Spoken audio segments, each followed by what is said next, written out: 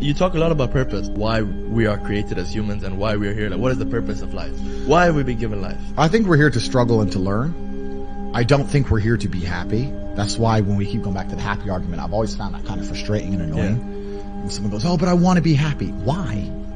Why do you want to sit there and laugh?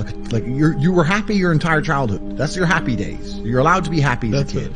It's all over now, right? You're a man. You have responsibilities. I think we're here to do important things, and important things are going to be difficult, and they're going to be hard, and you're going to get frustrated. But that's what gives you purpose. I think we're here to struggle. I think we're here to endure pain. Yeah. I think we're here to just see how hard we are to kill. I think that going through terrible things and living through them and coming out the other side is one of the most fantastic things about being human. I think that it's almost like once you understand what life is really about, there's no emotion which isn't enjoyable.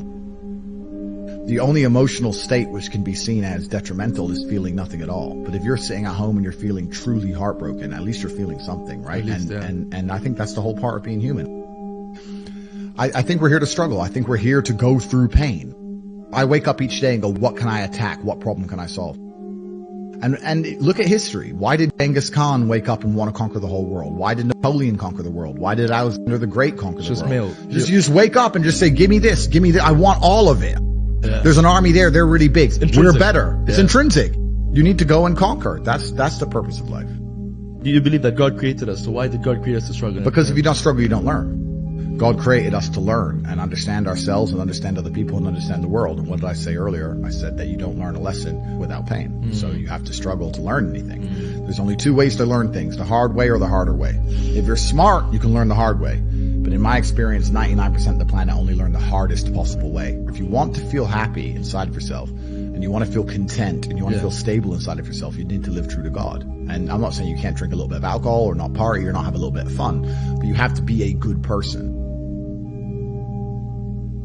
I don't believe in the societal paradigms in which they have tried to construct this idea of happiness. I don't believe or subscribe to the way that happy and sad is currently understood by the masses of the population. I think if you are anything less than absolutely distraught, you are happy. You're a version of happy.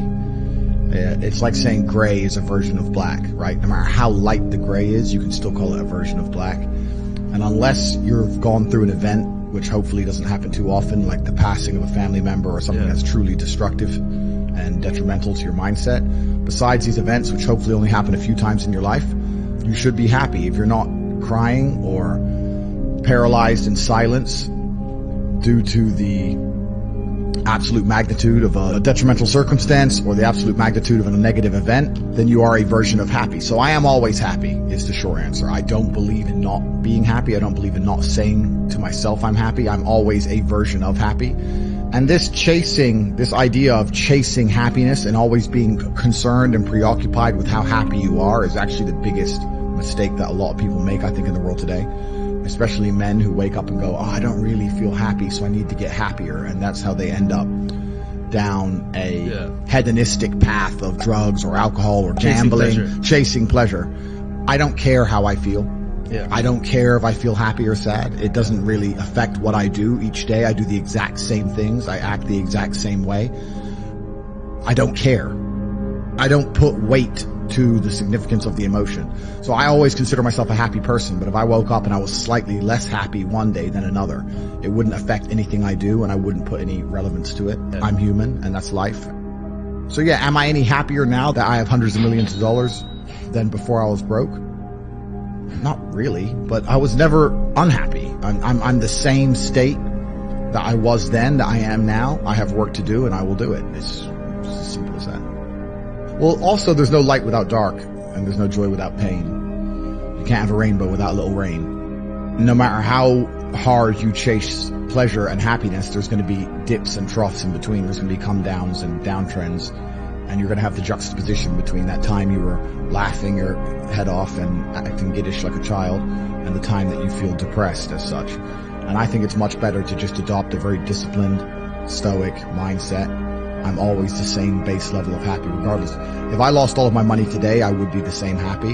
If my net worth quadrupled, I'd be the same happiness. But as long as I'm alive and the people I care about and love are alive, and as long as I get As long as God gives me the honor of doing my duties and providing for the people I care about, as long as I get to wake up and know that there's a whole bunch of people in the world who need me and I get to work hard to please them and do good for society and good for the world, then I'm a vessel of God and I'm happy enough to survive. That's all I look at it as. I don't ever consider how do I feel. That doesn't cross my mind. I have things to do. I'm too busy. I have things to do every single day. I have very important things to do, and how I feel really is not going to affect how I complete those tasks.